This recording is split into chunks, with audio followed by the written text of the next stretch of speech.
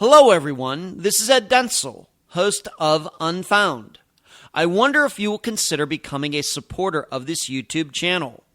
By pressing the join button below, you can receive, for just 10 cents a day, the video version of the podcast a day early, the Unfound Now episodes a week early, daily video updates from yours truly, and cool emojis to use during the Monday night live show. Please consider it as you watch the following spectacular video. Thanks.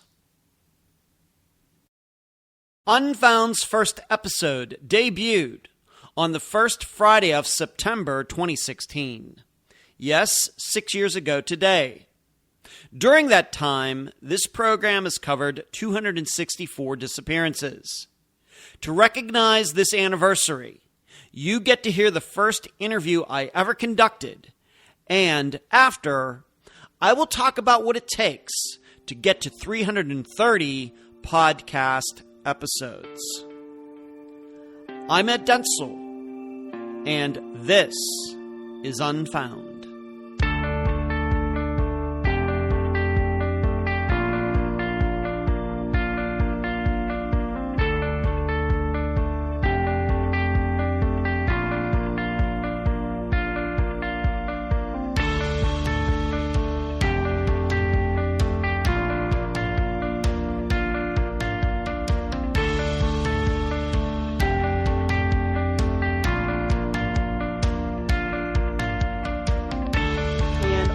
Phone now, I have Mrs. Mary Lowell, the mother of Suzanne. Welcome to the show, Mary.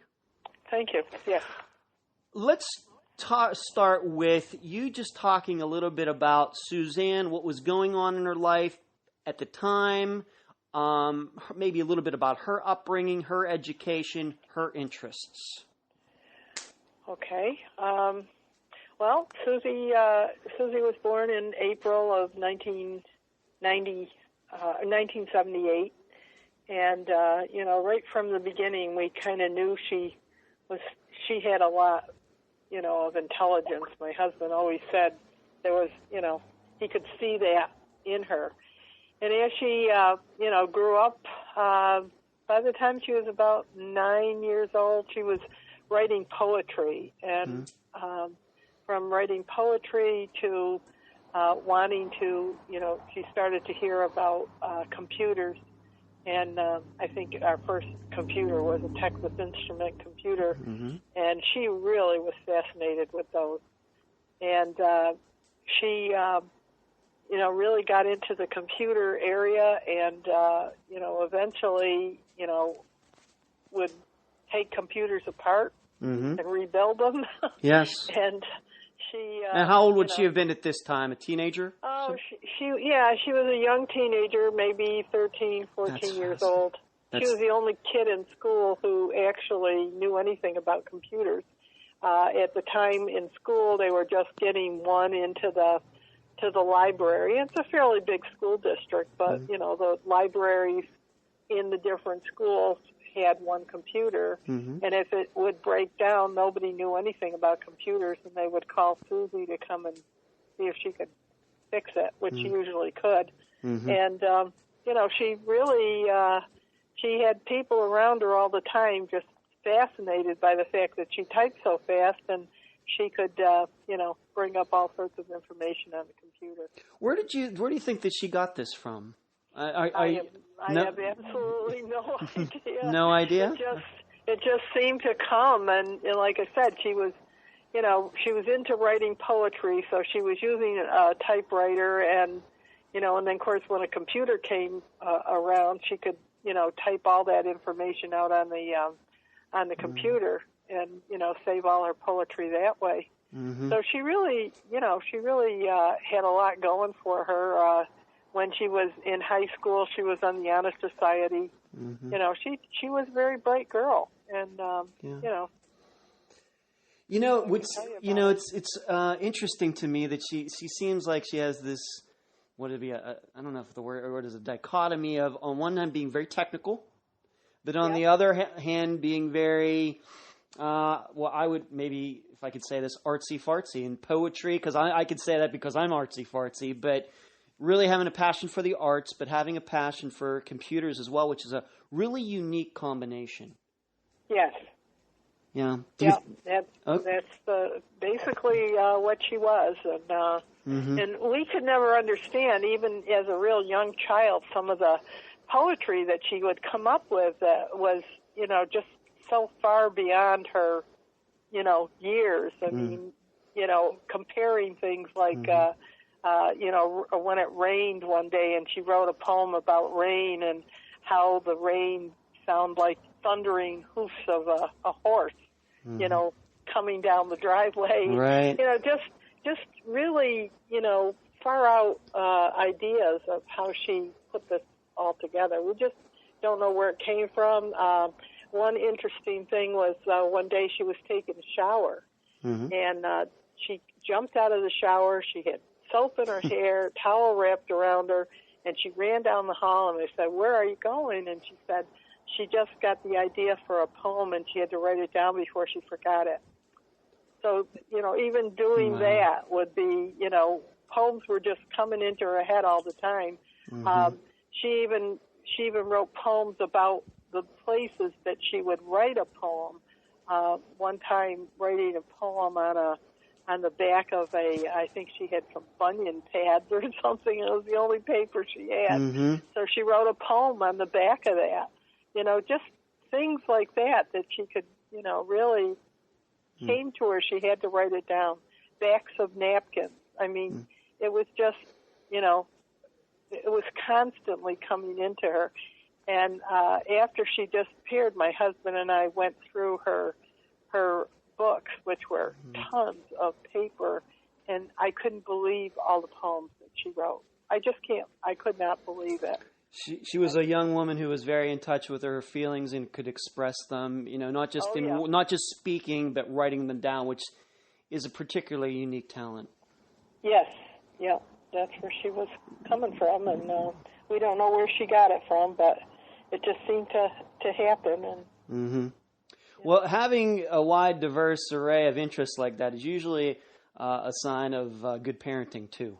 You should know, so you should be commended for that. But I'm sure you're happy, though, that she chose to go into computers for school instead of poetry, right? Yeah. Well, yeah. Right. I always wondered, if a poet could make it in this world. And I know there was a time when the school would publish, art type things that children had done, actually, I'm calling them children, but high school students would do art type work, and in order to, some of the stuff that she wrote, she said in order to get it published in this booklet, which was a once-a-year booklet, was kind of on the dark side. For some reason, that's what kids like to read. Yeah. So, some of her poetry at that point was very dark sounding, and when I spoke to people who worked at the school, they said they would get booklets from all the different schools, and most of the booklets were very dark, that's what kids were like. Teenagers. Yeah, good teenagers. Teenagers.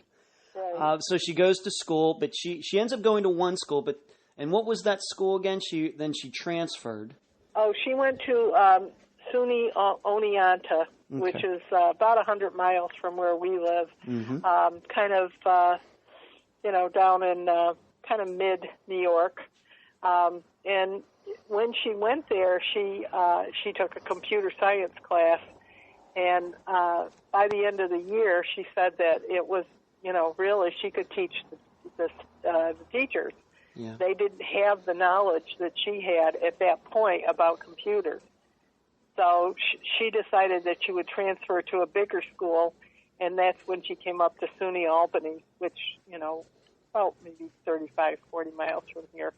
Right. So she moved a little closer. I was kind of against it. I really didn't want her to move closer, but the classes that she could take at that school were, a little more challenging. I think that's what she was looking for. Something that. That's interesting. You didn't want her to move back closer to where you lived? That's interesting. I really felt like I had two other children who, both of them went away, to school, one 5 hours away, one 2.5 hours, almost 3 hours away. I just really felt like their ability to grow a little bit was to be able to be further away from home. With her being so close to home, it was not that I didn't want her. Yeah. That's not the point. Yeah. But with her being so close to home, I just felt like she wasn't going to experience the, learning how to live out in the world on your own a little bit, a little bit better. Yeah. See, my mom to this day is still the opposite. If I could have gone to college in my bedroom at home in 1989, she would have. So once again, that's why I had to ask you about that. How did she feel? She'd just be a few years younger than me. I was born in 1970. She would be a few years, what year was she born again? 78. 78. So 78. So she was born the same year as my nephew. Okay. So I know even at the time, even the early 90s, mid 90s, computers for women was still kind of in its infancy. How did she feel about having these classes and having an interest in something that was so male dominated? I don't know. I think she just felt very good about knowing what she knew, and she was very helpful to anybody who asked her if they could,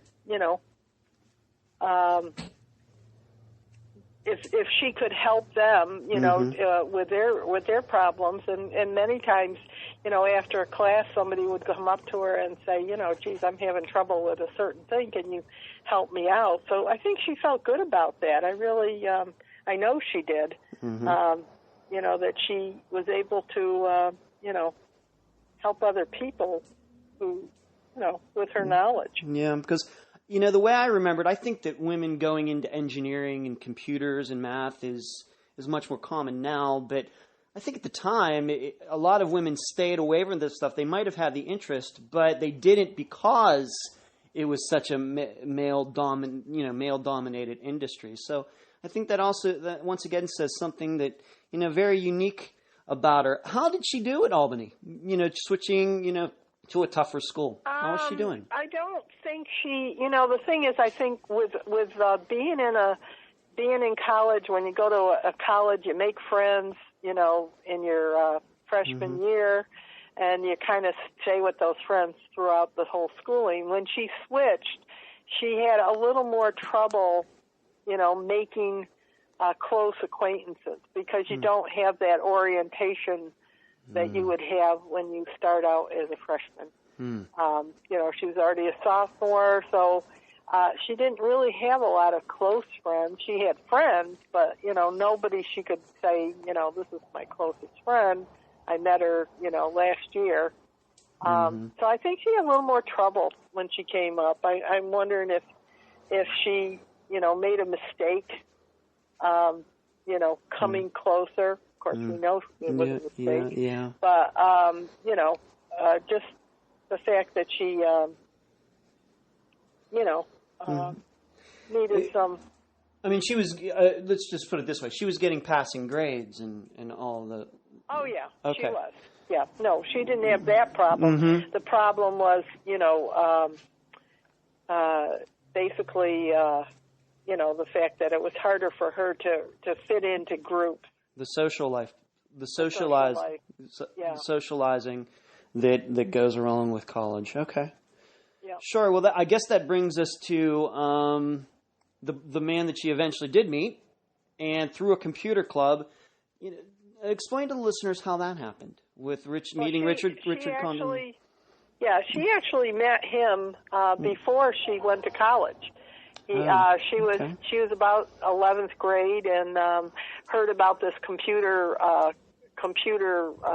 group that would meet once a week at a local restaurant, and convinced my husband to take her to this place. And so my husband would take her down there, once a week to meet with these people. And some of them were older. That was something that bothered me a lot. Was and there were quite a few male right. people, of course. yeah. More. And so actually just recently became acquainted with somebody. I didn't, but I found out about somebody who was the person who actually introduced Suzanne to her boyfriend, the one she finally wound up with. Yeah. And the reason that he did was because Susie was interested in learning how to do some my brain's not working here. Learning how to do computer programming. Okay, and like a particular computer language or something like that? Yes, and she did not know how to do that, and she had heard that this guy, who eventually became her boyfriend, was an expert at programming, and so he introduced her to this guy's name is Rich, introduced him to Rich, and that's how they got acquainted, was because he taught Susie some computer programming, and she used, we all use Microsoft Word. Everybody uses Microsoft Word. But she and Rich got into using Linux, right. which is, a lot more difficult to program. Right. So that's how they really got to know each other. And, he thought, wow, he was pretty in tune with computers, and to meet up with a girl that, knew so much about computers was kind of wow. So that was the level on which they identified with each other. That's where they really bonded, I guess you could say, was with the computers. How long was it now? He was how many years older than she was? About a year and a half now. Okay, yeah, he was 1 grade ahead of her. When she was in 11th, he was in 12th. So. And he was organizing this at this restaurant at that early age. Yes. Wow. Yep. Okay. Yeah, because he was another guy who was building computers and tearing them apart and making bigger and better computers at the time when they weren't. I mean, our cell phones now have more memory than those computers did. But yes. That many years ago, 18, 19, 20 years ago, we're talking about, top-of-the-line computers that they were putting together. So how much longer after that did they become a couple? Was it when she went to college, when she went to Albany? Because he ended up going to the same school as... Yeah, no, he actually never did go to the same school as she did. Okay. He went to a Catholic boys' school in the area, and she, of course, went to a local high school up here in Ballston Spa, where we're from. But when he went off to college, he went to RPI, which Rensselaer Polytechnical Institute, and Susie was still in high school. And then the following year, she went to Oneonta, which, like I said, is about 100 miles from here. Right. So, so they never went to the same schools together. They just got to know each other, I think, through that, those meetings in the restaurant. And then once, they had those meetings, that's how they, that's how they started dating.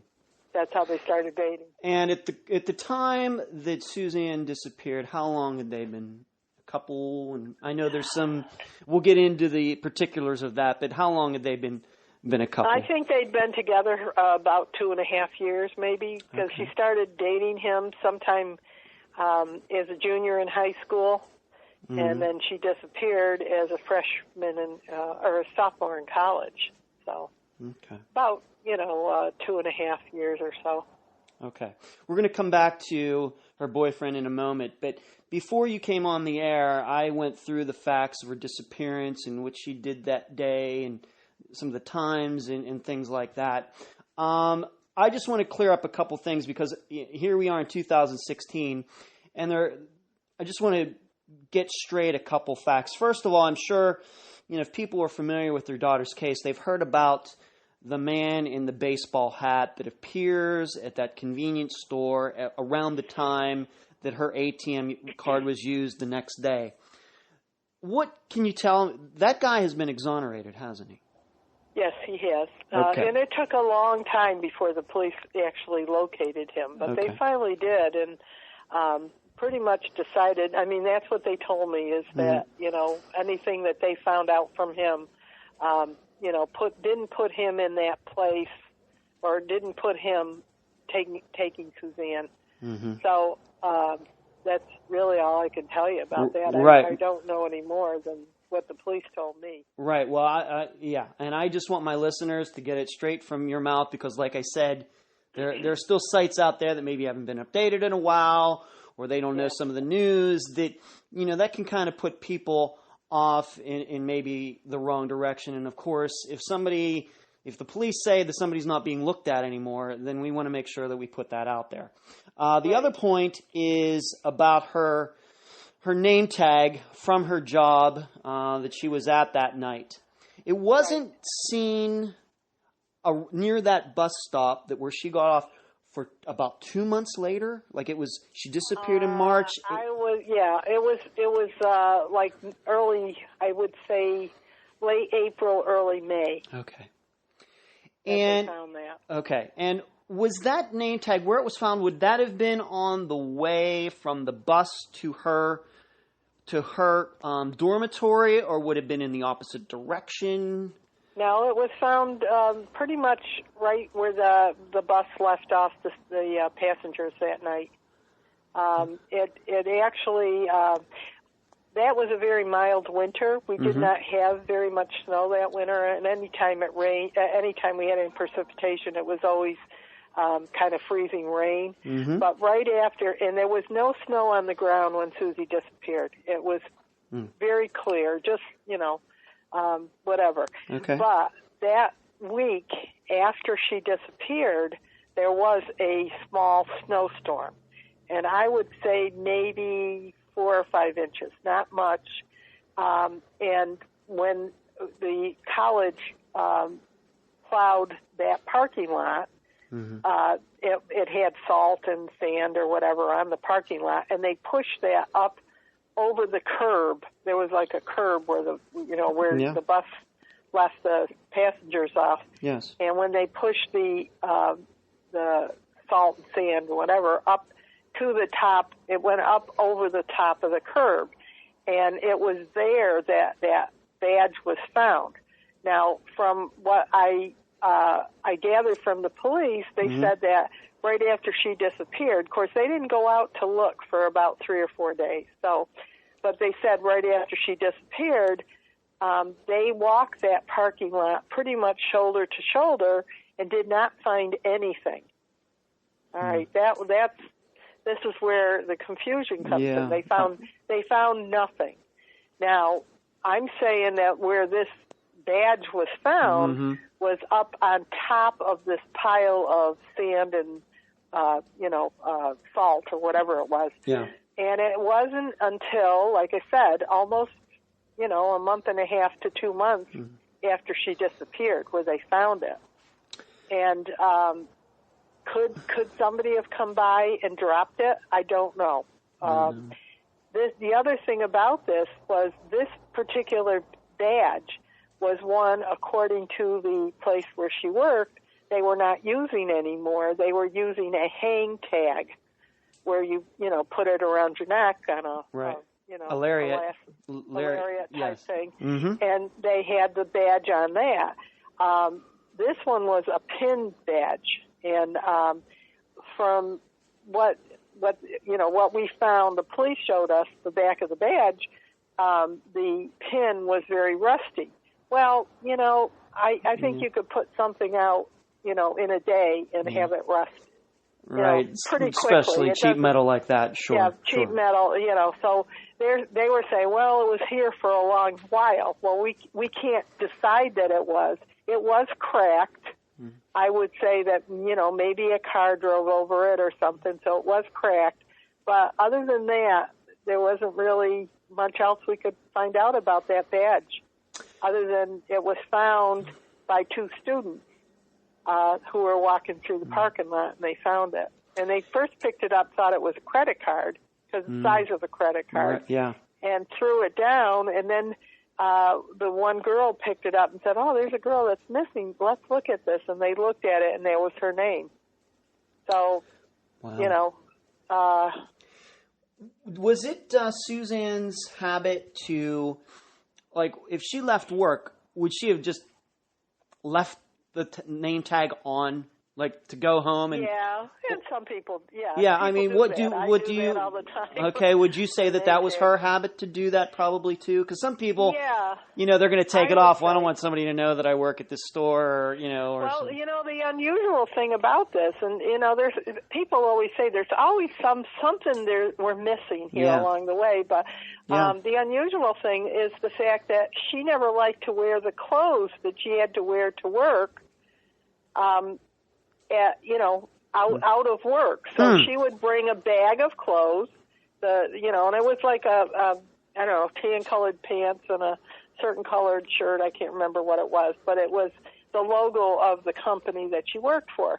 So she would bring them with her, change at work, then once she got done with work, she would change the clothes back and put them back in a bag and carry them home or carry them back to the dorm. So if she would do that, taking the badge off too. Right. So that's always been a question high on my list. Yeah. But I never got any good answers to that. Do you have knowledge if she changed clothes that night after she? Oh yeah. She did. Oh, yeah. She absolutely did. Okay. She absolutely did. The man that she worked for, her boss at the time, said that Susie would come in a little bit early to work so she could get into her work clothes, and always started a little bit early, which meant that she could leave 5 minutes before the bus would come. If she'd leave 5 or 10 minutes, before the bus would come, and change back into her outdoor clothes, basically jeans or whatever the kids were wearing at the time. And she would take those clothes off. She didn't want to wear those clothes out. I don't know why, but that was her habit. Well, maybe a fashion, statement of some type, self-conscious about her fashion or something like that. I think I've known people I think I've had 1 or 2 jobs like that, in my life where it maybe has like the name of a store or something on there, and like McDonald's or something. You don't want to wear your McDonald's uniform out, advertising the uniform. Yeah, maybe not. But just going back to the name tag, so it's possible that night the name tag falls out. It sits there somewhere around the bus. She disappears. It sits there for a couple days. Nobody notices it. And then the storm comes. The snow gets pushed away. The name tag gets caught up in the snow. And then these months later, or 8 weeks later, the snow melts. And then the name tag appears. It shows up. That's possible. That's possible. Okay.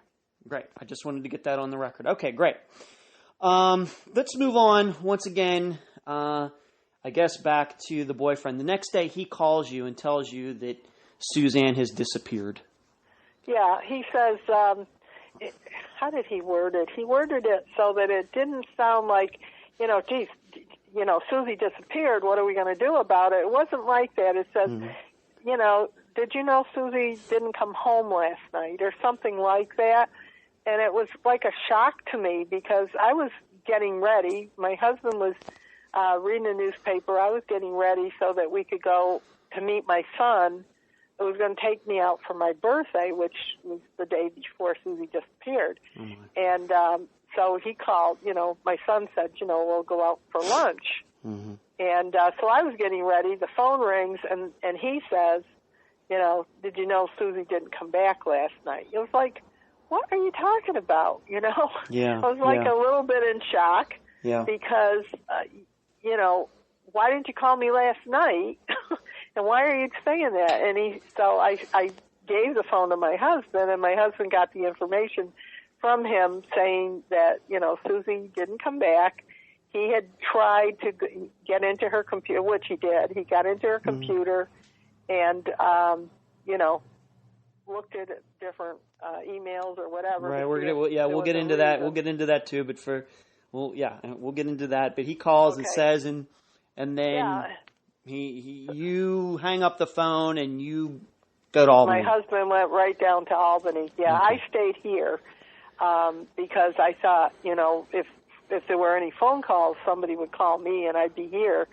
That was before, cell phones were just coming in, so we didn't have the cell phone. Yeah. But, I here, and Doug went to Albany to, go and talk with the police, because the police weren't taking any reports from just a boyfriend, and, they were trying to convince us that, maybe she just came home and she went and stayed in somebody else's room, fell asleep, and, she'll show up again. Basically, they poo-pooing the whole thing. So, let me ask you this, if you know. Did Suzanne and Rich have, I'll admit I'm single at 46, but I know most people who are in relationships or married, they have kind of like a schedule. They call people at certain times of the day, maybe after they get off of work or something like that. Yes. Would it have been Suzanne's inner habit maybe to call him when she got back to her dorm or something like that? Yes, that was the habit, and that was basically the reason why he, he did not contact us right away. When she got back, she usually got back to her dorm about 9:45. She left work at 9:30 or 9:25 so that she could run to change her clothes and then catch the bus back to the campus. And the campus made no stops between the mall she worked at and where she got off at Visitors Parking Lot, and it was about a 10-minute ride. And so she made, when she would get back to her dorm, which would have been about 9:45, she would make a phone call to him, or she would email him to let him know that she was back. And she didn't do it that night. And he started, according to her roommates, or their quad mates, because this is like a four-room quad that she lived in, and according to them, they hadn't heard her come in.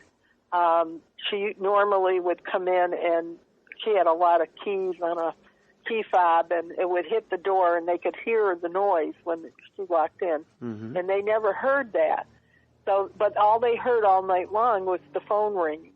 The phone kept ringing and ringing because he was trying to call. So there is a record of at least somebody trying to call her on her phone that night, trying to reach her, figure out where she was. We don't know necessarily if it was him or not, but somebody was looking for her. Somebody was looking for her. Okay. Yeah, that was it.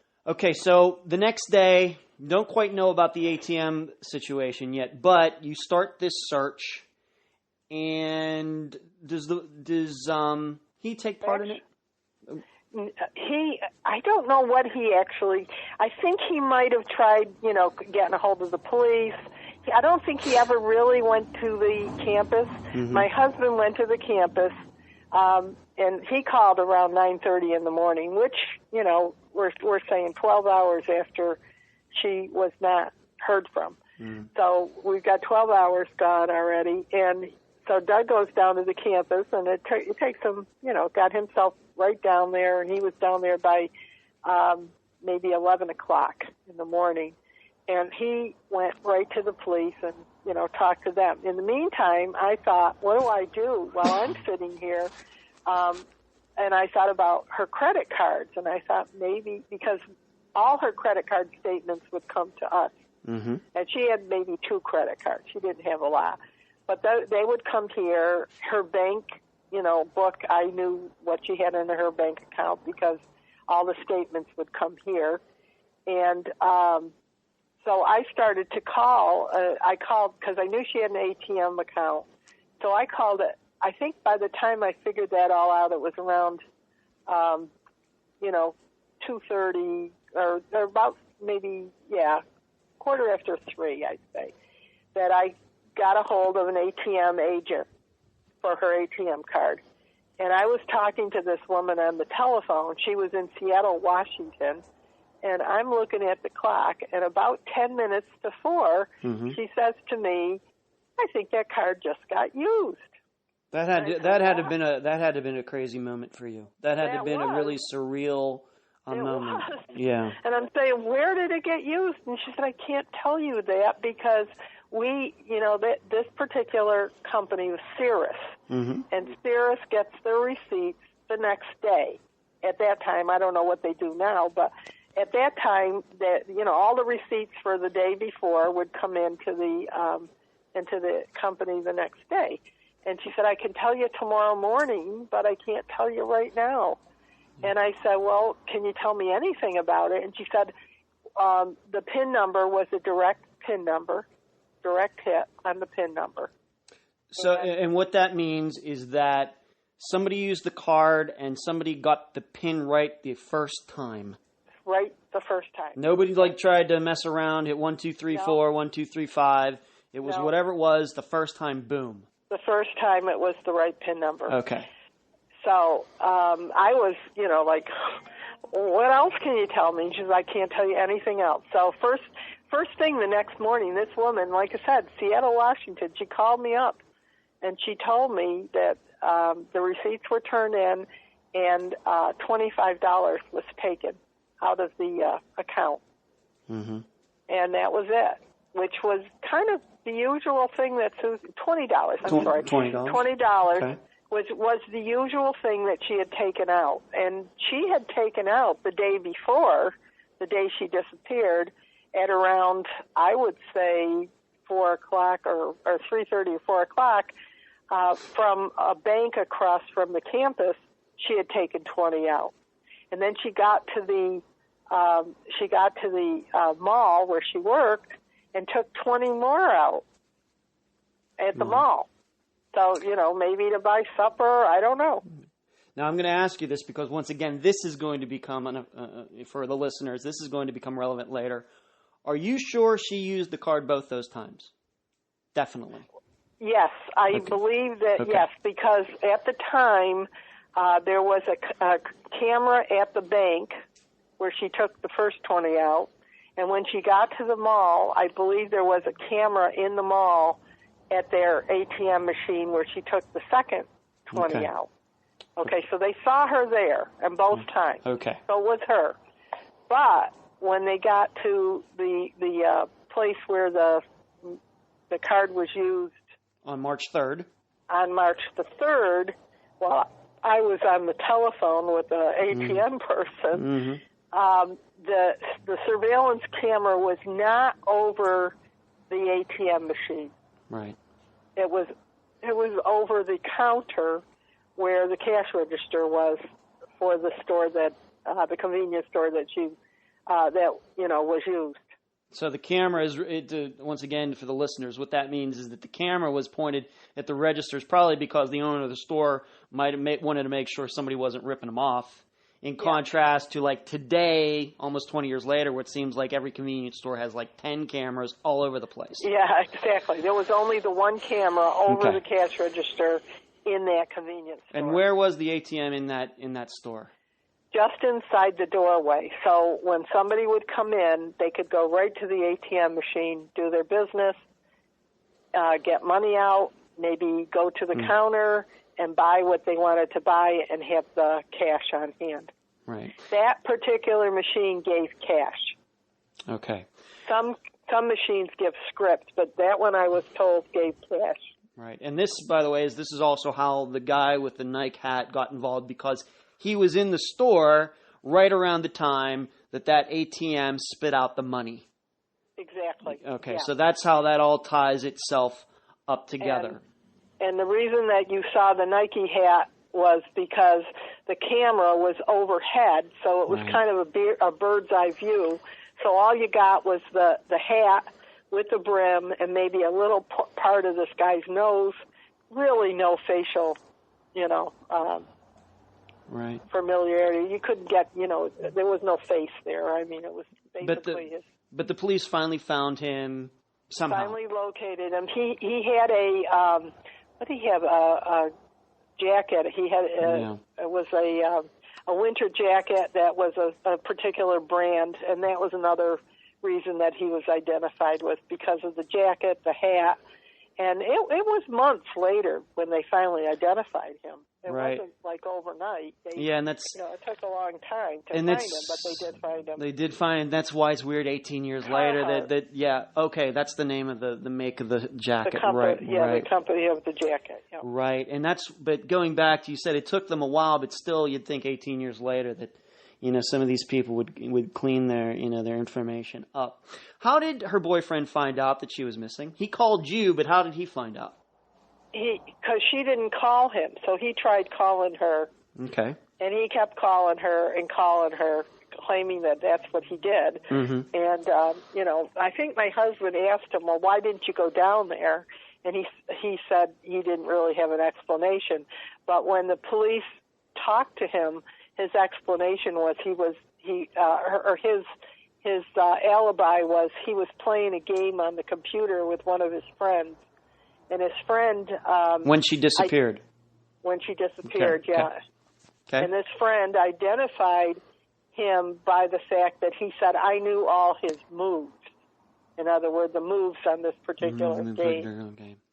That It he should... was playing. How far, and we maybe need to clear this up too, how far did her boyfriend live from the Albany campus? He didn't go to school there, but he lived close.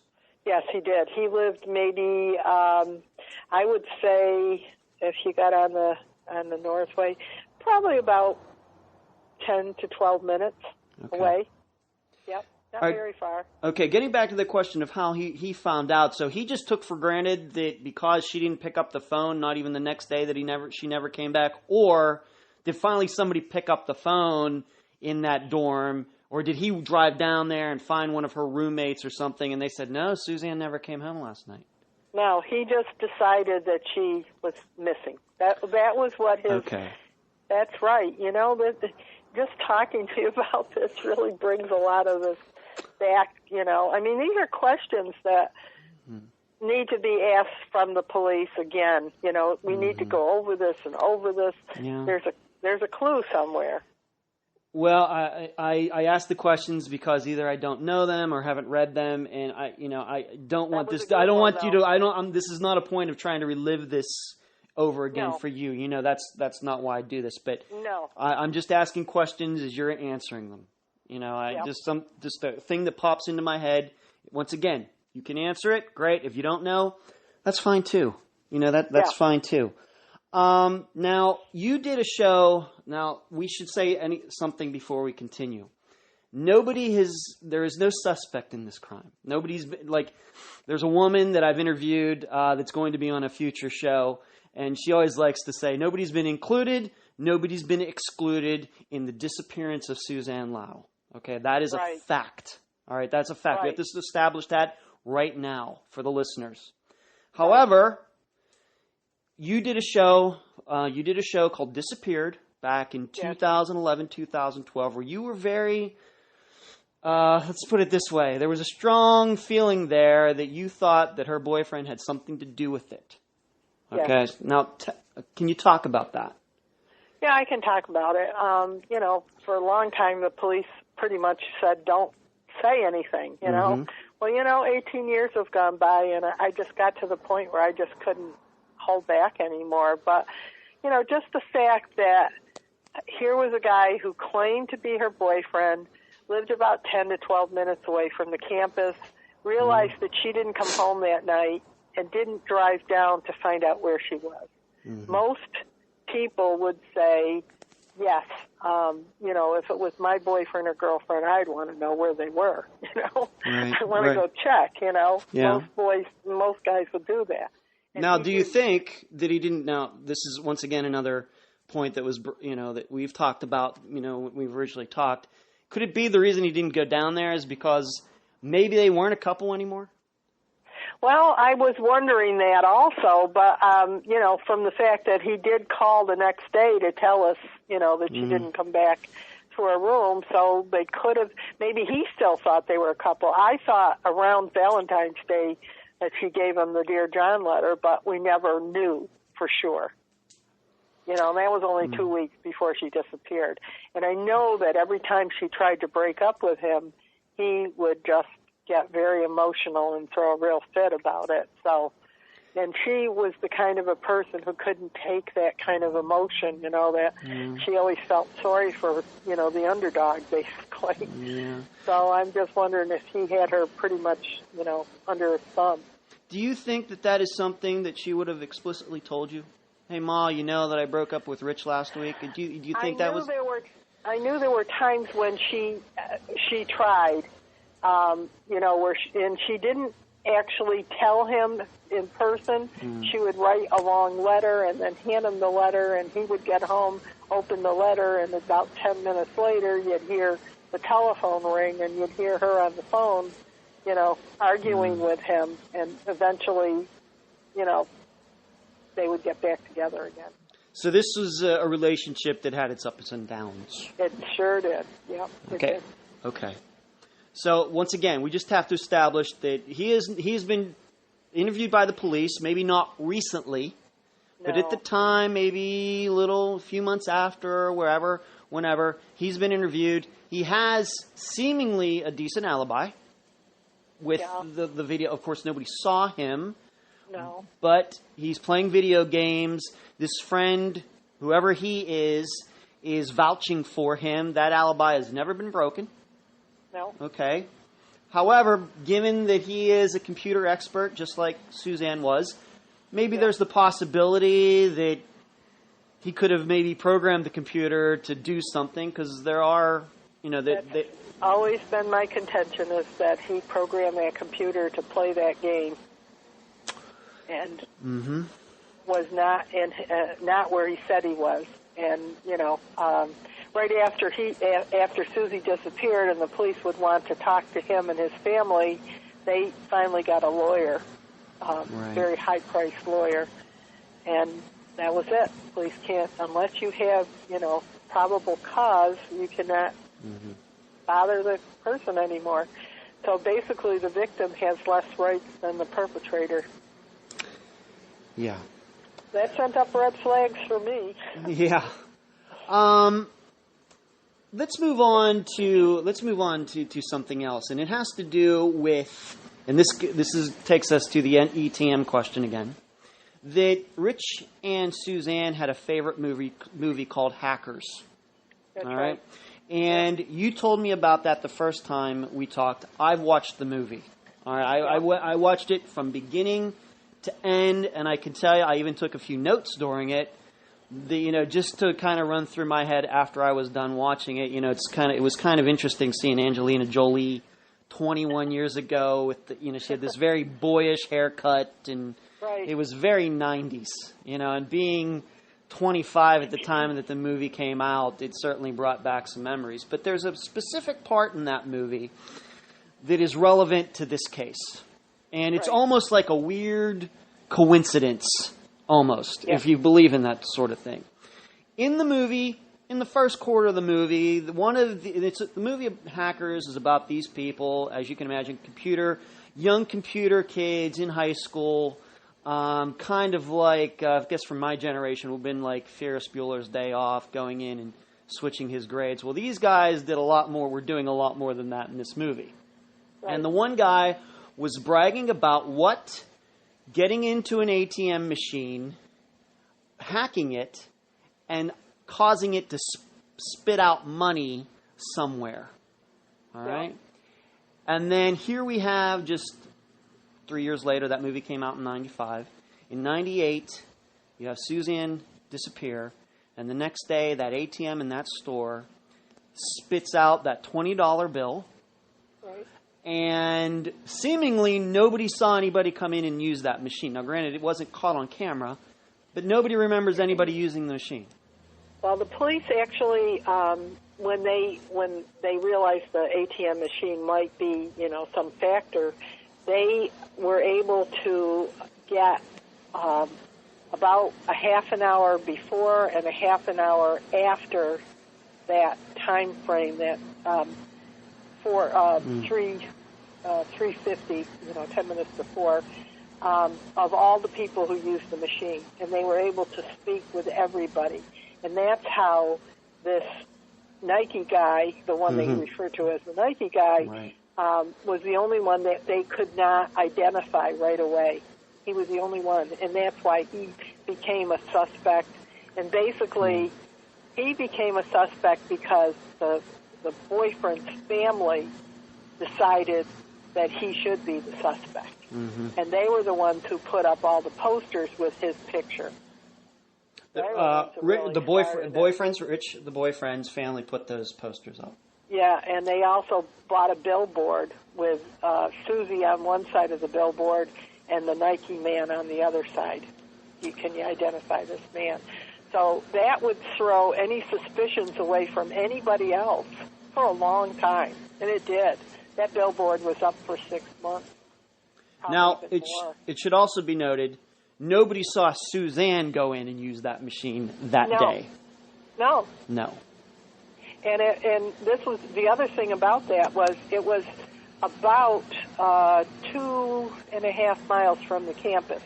Susie wasn't much of a walker, and I don't think she would have walked down there. She did not drive. She didn't have a driver's license or a car, and in order to take a bus, it would have been out of her way to get a bus to that area. So I don't think Susie was there. I know she was. Did you not also tell me the first time we talked that a branch of her bank is very close to there? Right across the street. So if she's going to go if it was her that day, and maybe she had some sort of, let's just, some sort of, I don't know what, the medical term, but kind of just an amnesia or something like that.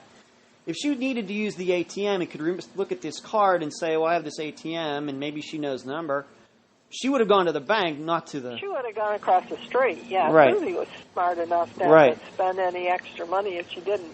And she had talked to me, actually, on my birthday, which was March the 1st, and she said how she was low on money, and if, I said, well, do you want me to send you some? Because I could have put some money in her bank account, because I had access to her bank account. And she said, no, she could wait till Thursday of that week, because that was the day she was going to get paid, and she still had enough, cash left in the ATM that she could take cash anytime she needed it. So, and also the other thing was, after she disappeared, there was a little jar full of money on her desk, full of change. So it was like, not a lot, maybe $8 or $9 in change that she used for the washing machine and probably for, candy machine or whatever. So, it wasn't like she was completely broke. Yeah. So, why would she go all the way down to this convenience store, about 2.5 miles from her campus when she had stores all around? And, across the street from the campus, there was an ATM machine in a bank that was her bank. So, I don't think that was her that did that.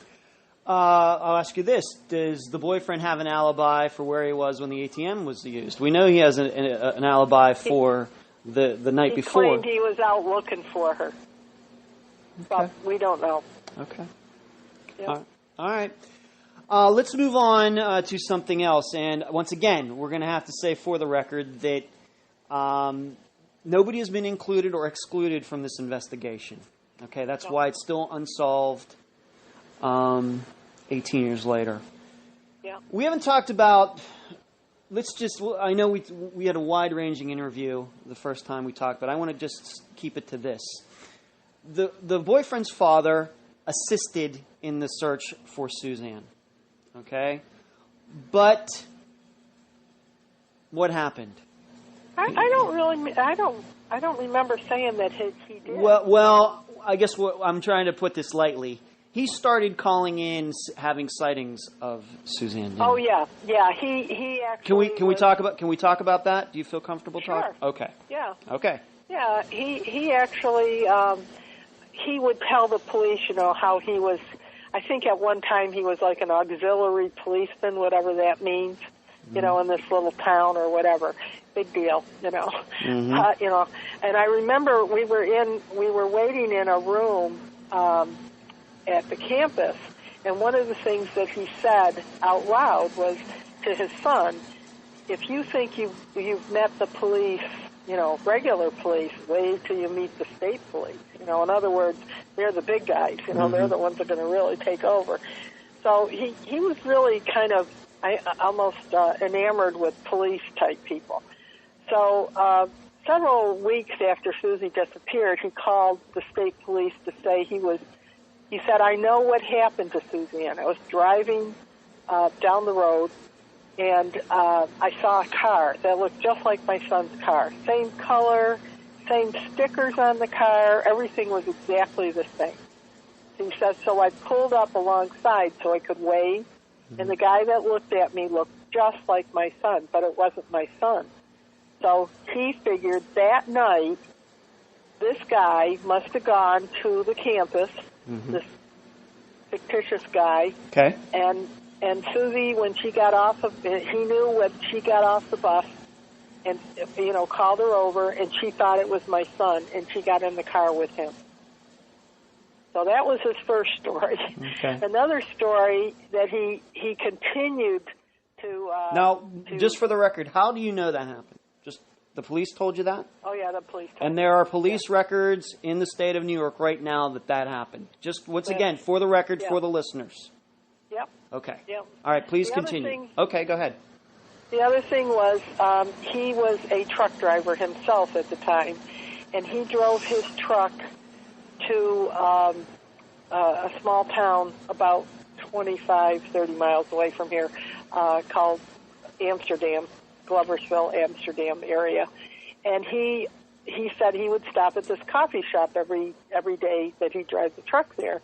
And he said, I'd see Suzanne sitting out on a bench just outside this coffee shop,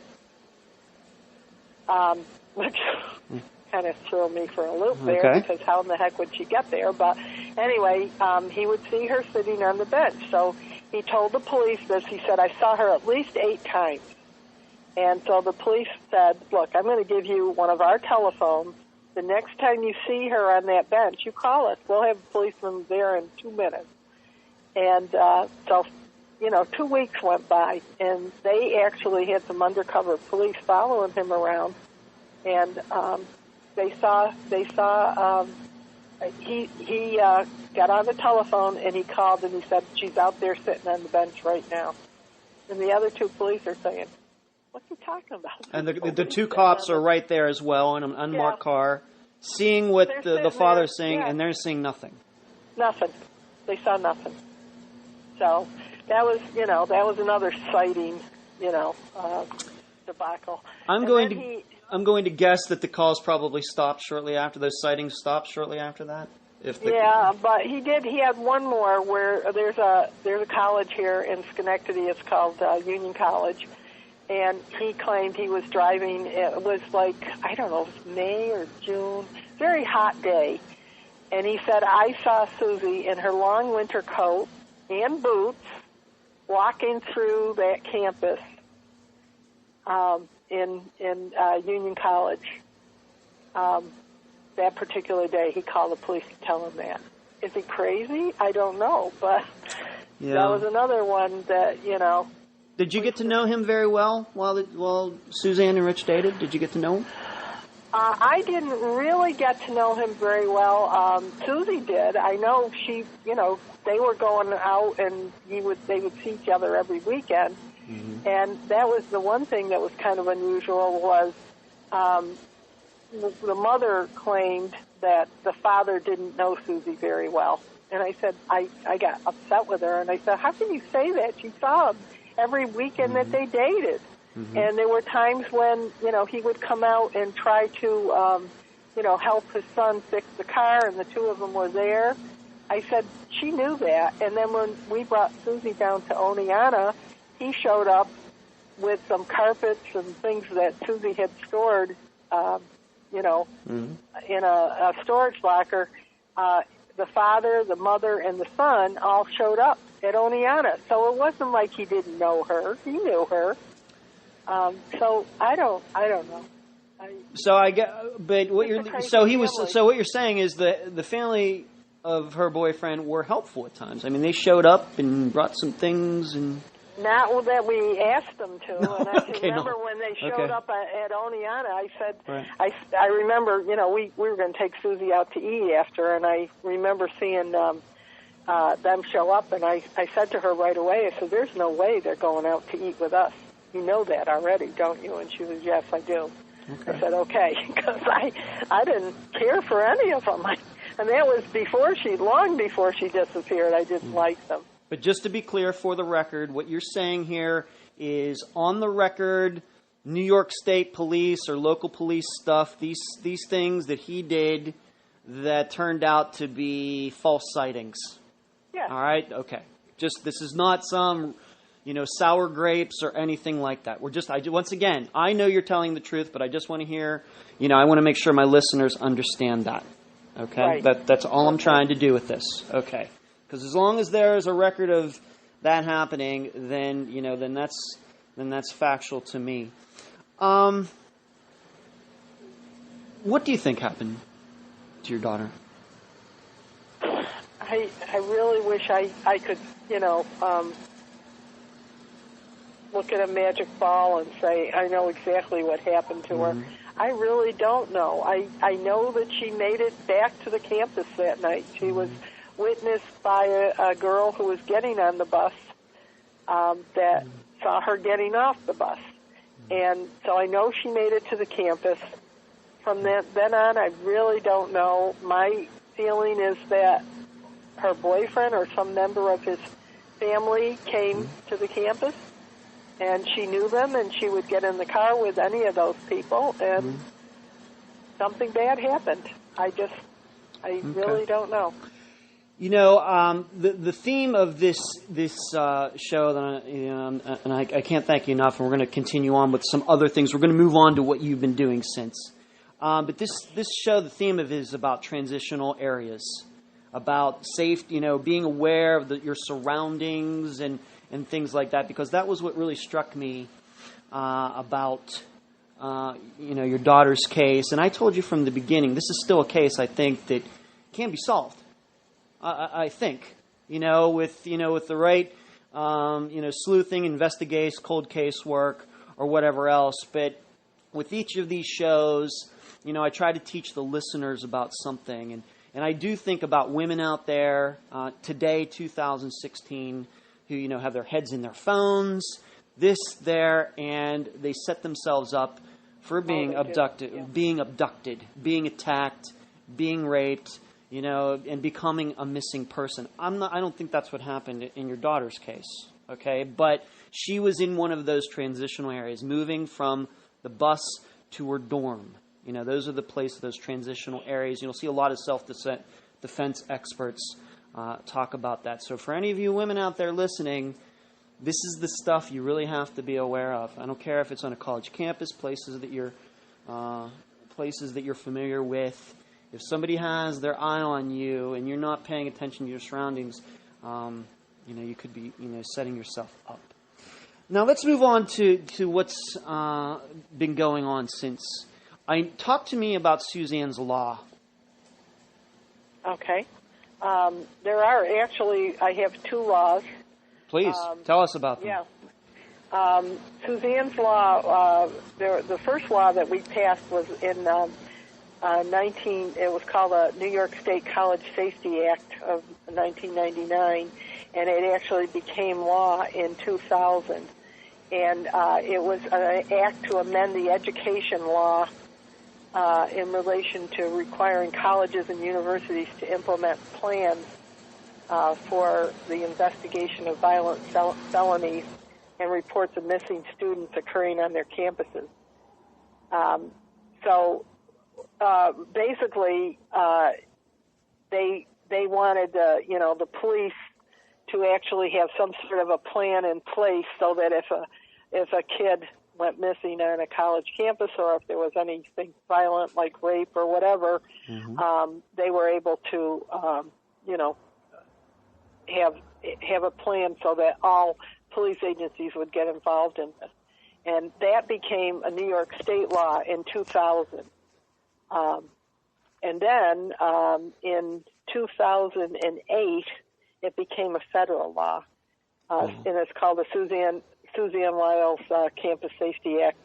Is a federal law now, and that was 2008 when that one was passed. In 2003, we had been working to try to get Suzanne listed with the National Center for Missing Children, but the National Center for Missing Children did not take children after the age of 18. Up to the age of, they would only take them up to the age of their 18th birthday. So once you became 18, that was it. And we felt that students that, are in college or, graduate and up to the age of 21, they're kind of vulnerable. That's a whole vulnerable group. Yes. And we worked very hard to get a law passed. And in 2003, that law became Suzanne's Law. And it requires it requires police to notify the National Crime Information Center when someone between the ages of 18 and 21 is reported missing as a part of the National Amber Alert Bill. And so now what that law did is it actually raised the age from 18 to your 21st birthday. And now once the police make the call, they can call the National Center for Missing Children and get those children listed with the National Center for Missing and Exploited Children. Right.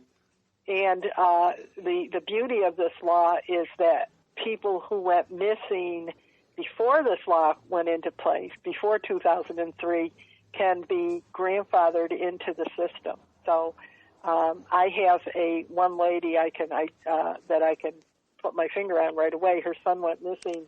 He was 20. He was at the Columbia University, and he went missing in 1972. And this woman never had any areas to look or search or any help or anything like that.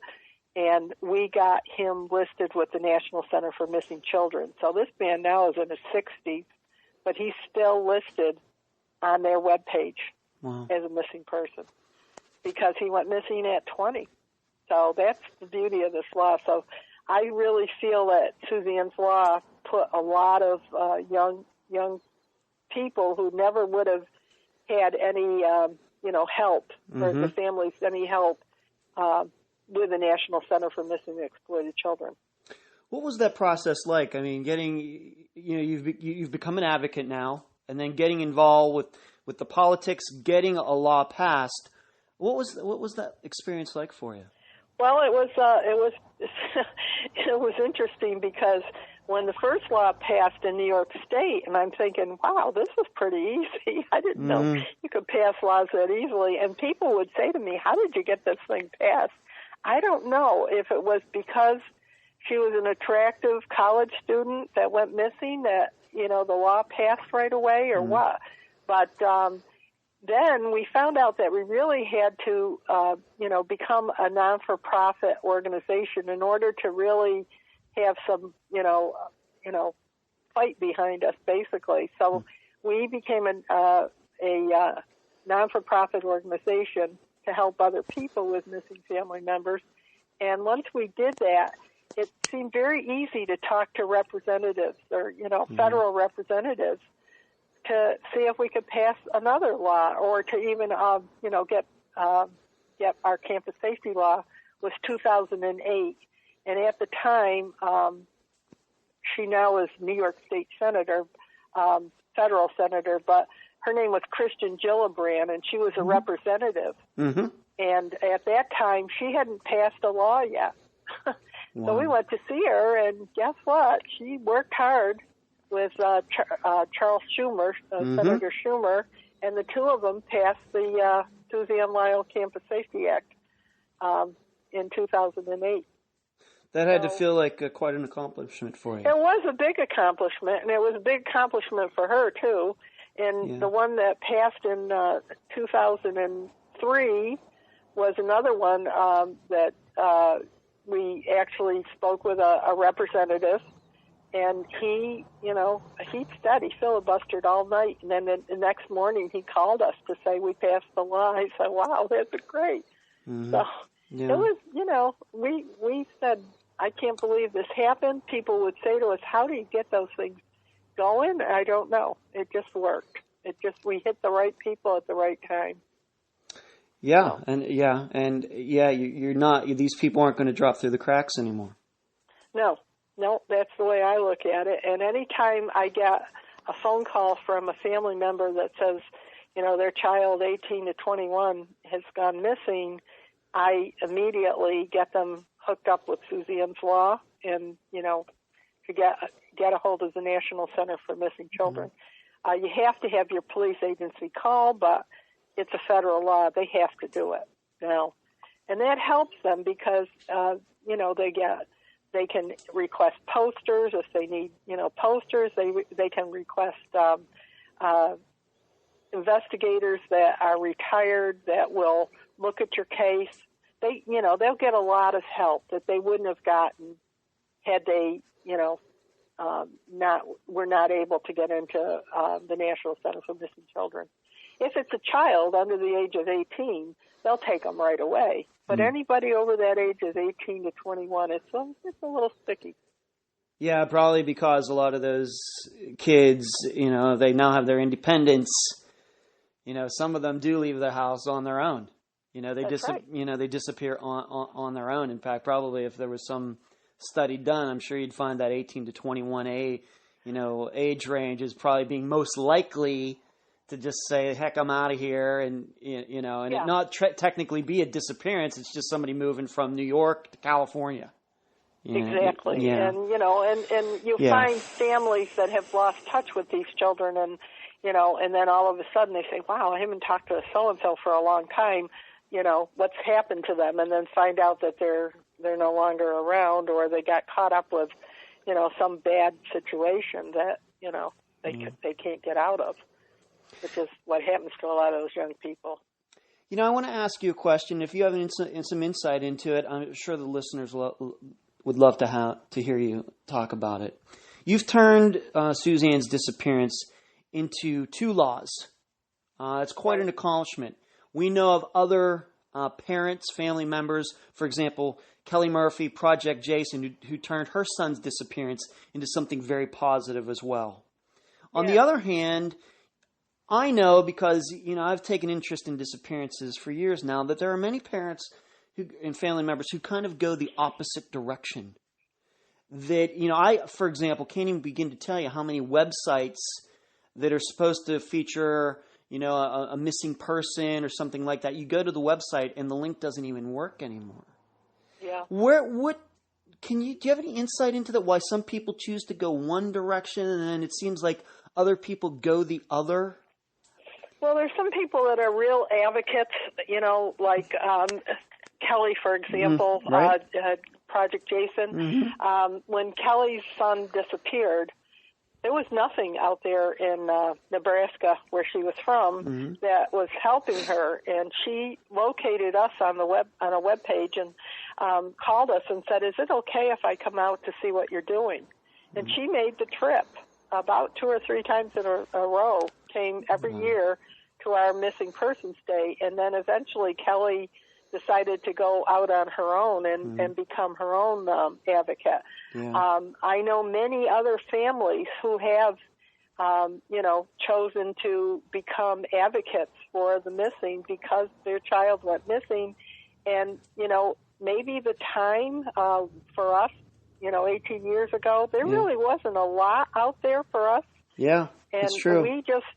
we didn't know where to turn. We didn't know what to do. Maybe we were doing all the wrong things, but we didn't know, and we had nobody to ask. And so we just decided that we would become advocates for this. My husband was a counselor, and, he kind of knew that, helping people was the way to go. And we decided to turn our tragedy into something that would help other people so they wouldn't get so far down as we got in the beginning, just turn it around.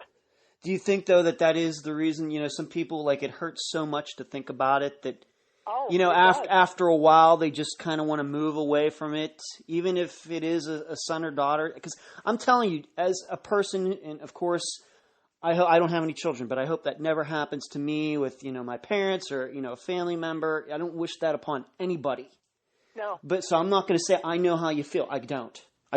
No, but there's a lot of people who, and I think it's the same way as going to a funeral or a wake, and you go and you say you don't know what to say. So you say, oh, yeah, I know how you feel. But what happens with a lot of people is they want to tell you to move on, stop dwelling on it, get past it, you're not going to be able to do.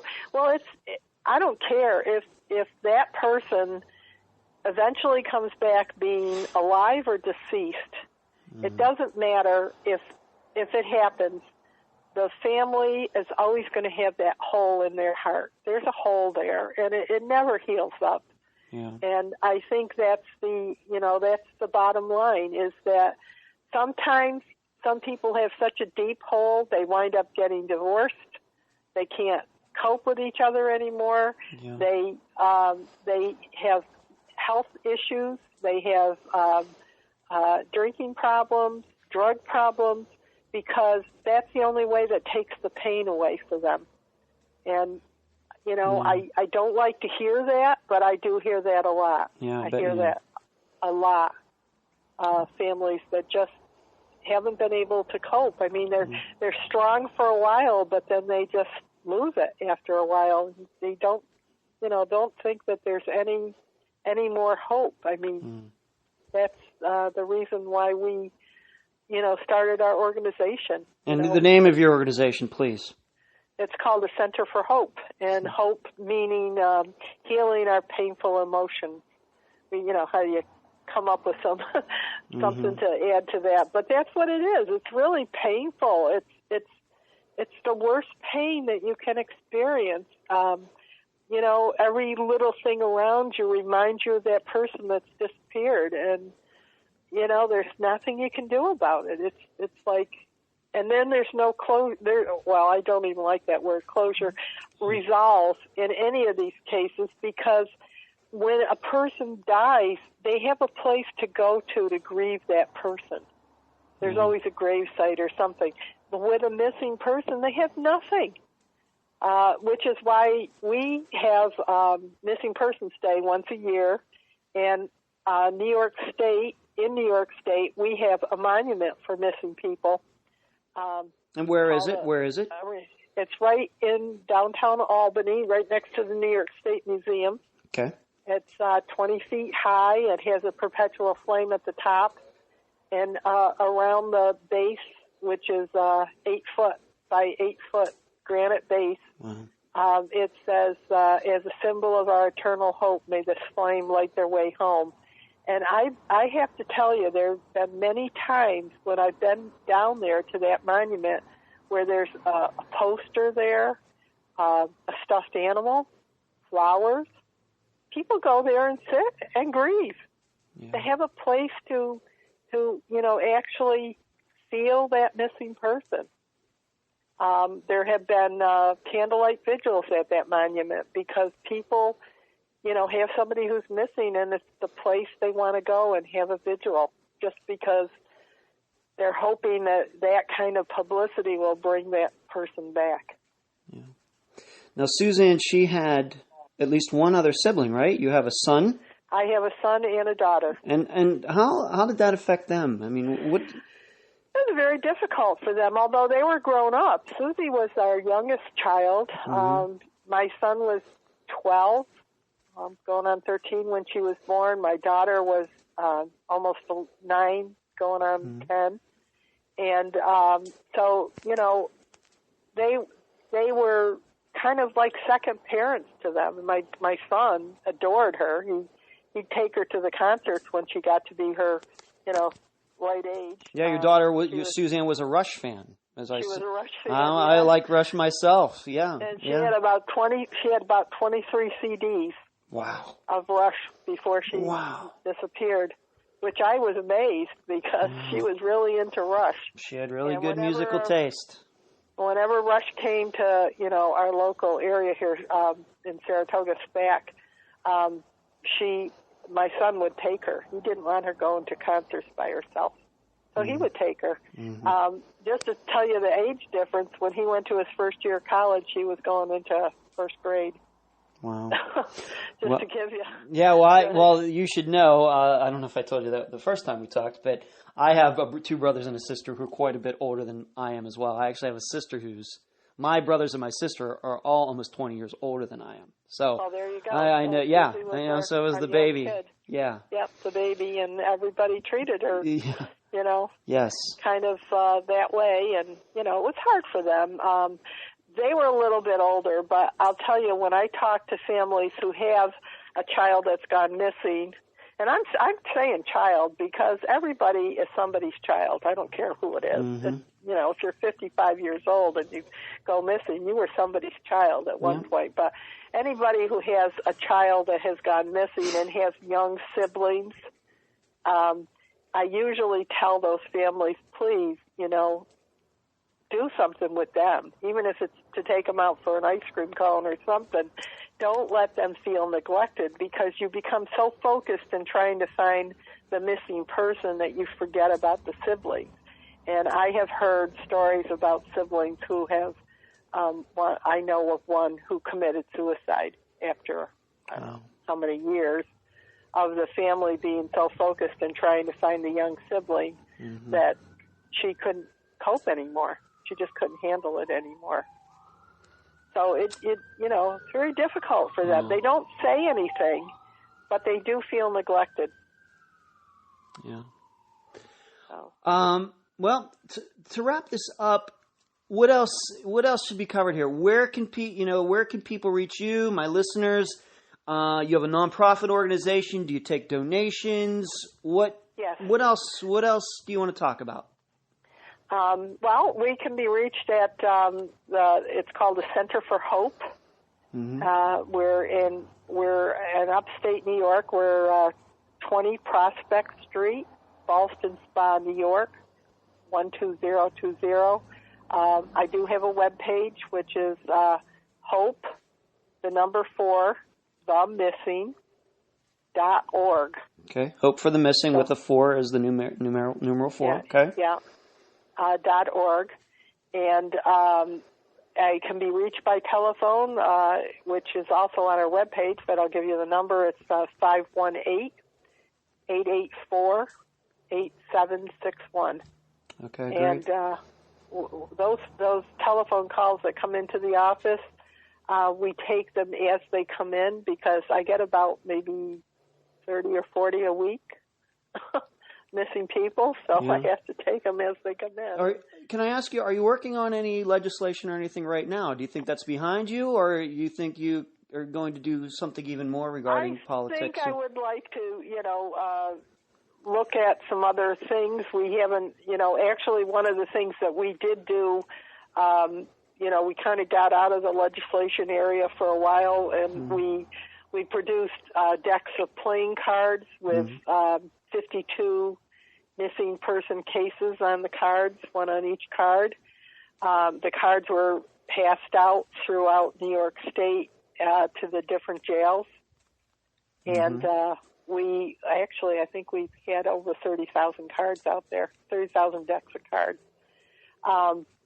We also produced coasters that were sent out to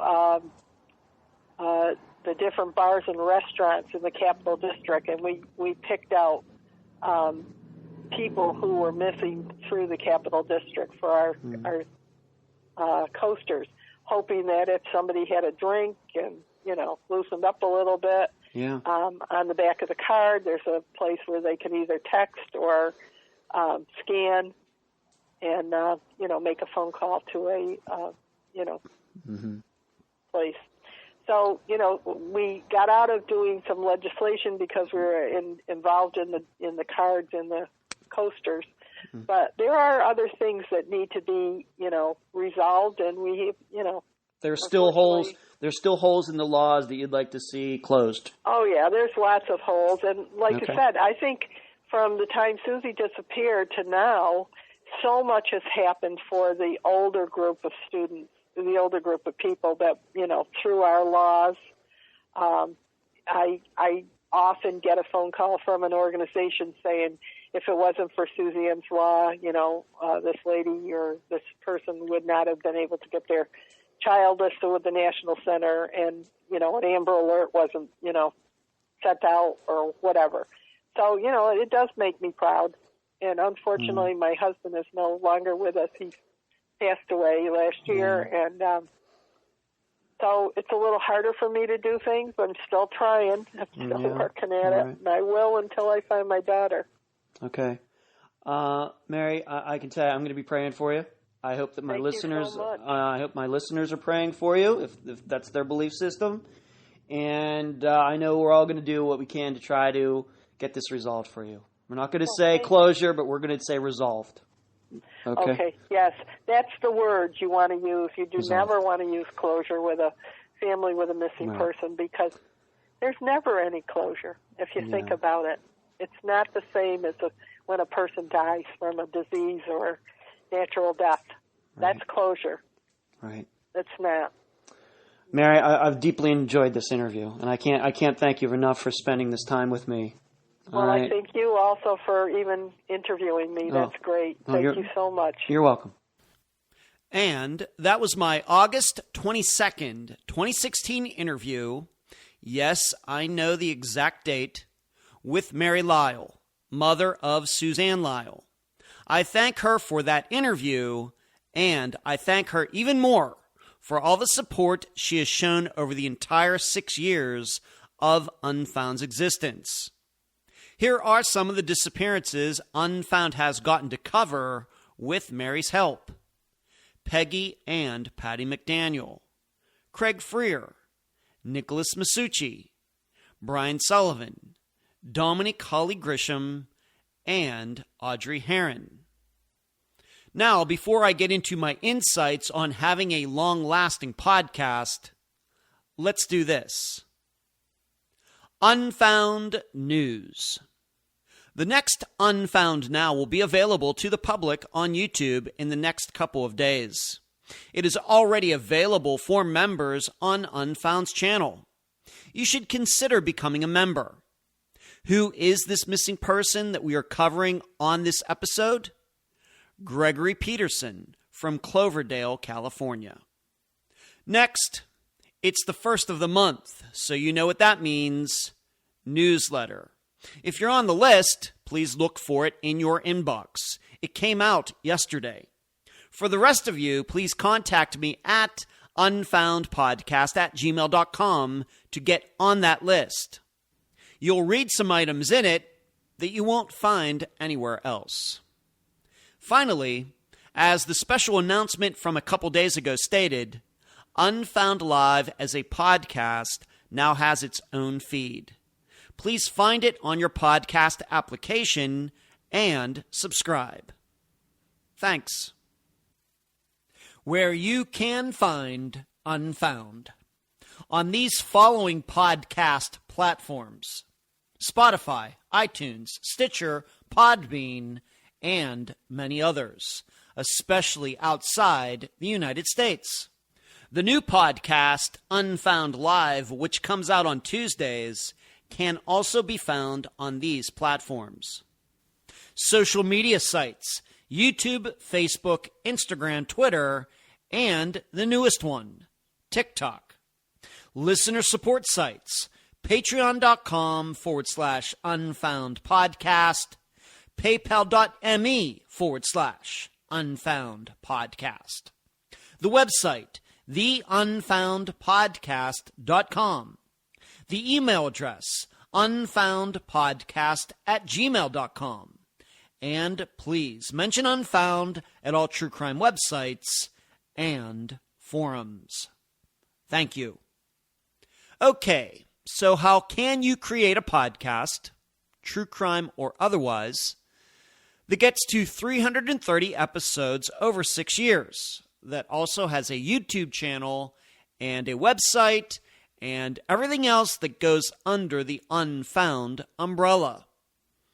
And I have some personal anecdotes to illustrate each of these points.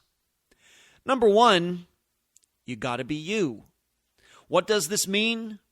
If you create a podcast in which you play some type of character for every episode, that you must take on some type of persona, talking differently, acting differently, whatever, good luck with that, because podcasting is a grind, and doing anything that is outside of who you are just makes this work that much more difficult. You got to be yourself. Me, anybody who knows me personally knows that when I am on Unfound, I'm just being me. That's my personality. That's how I approach anything I do. And that includes the live show, which I do on YouTube on Monday nights. Number two, the podcast has to be good.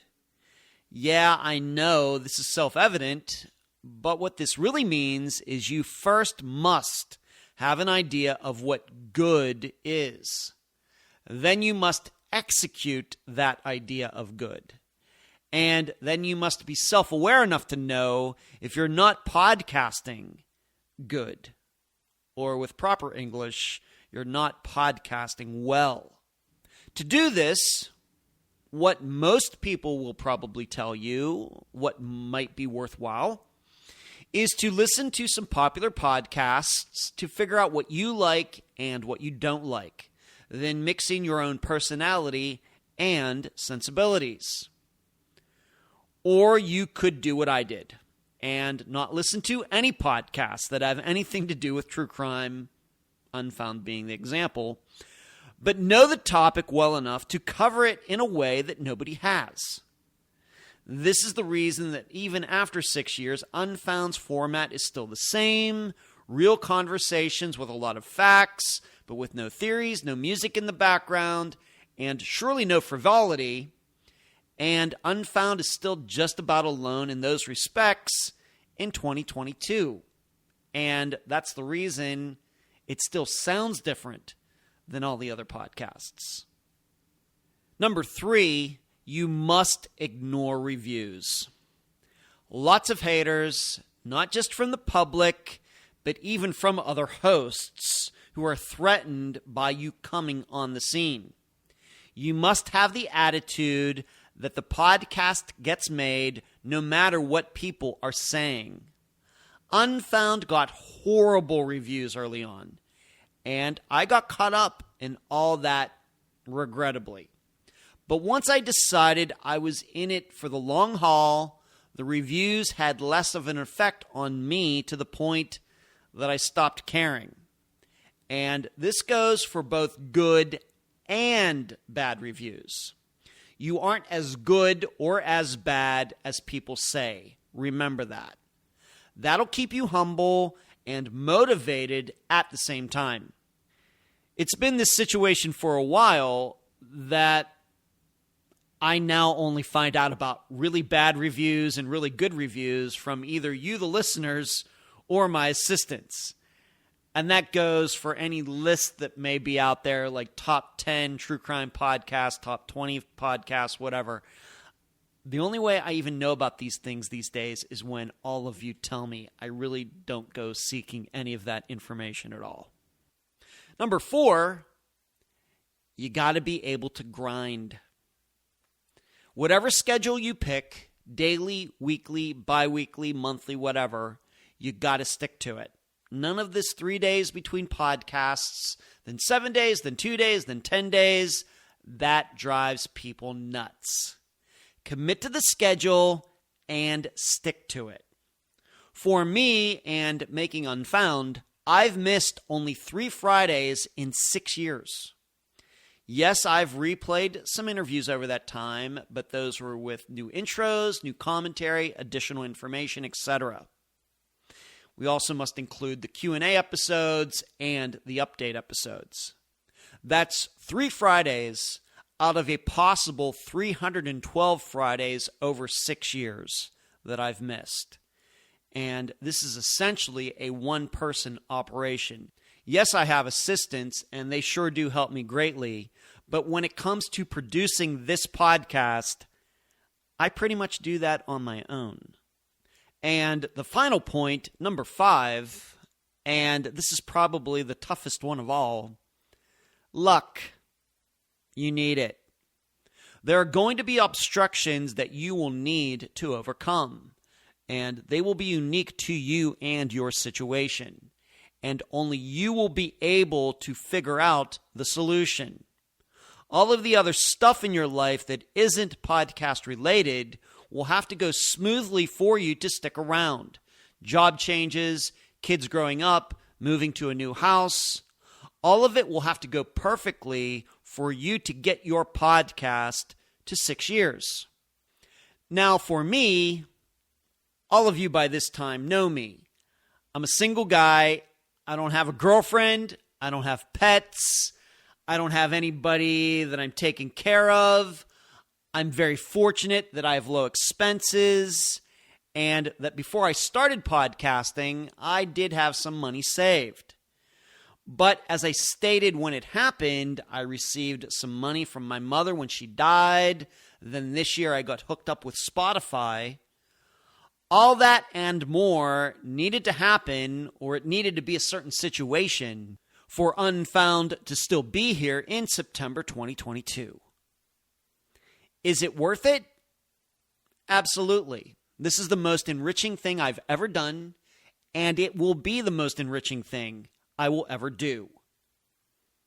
You can have that feeling too. And that's the program. Right now, while you are in your podcast platform, Spotify, YouTube, iTunes, wherever, give Unfound a 5-star review, a thumbs up, whatever that platform allows. I thank you for listening. I'm Ed Densel, and you've just finished this episode of Unfound.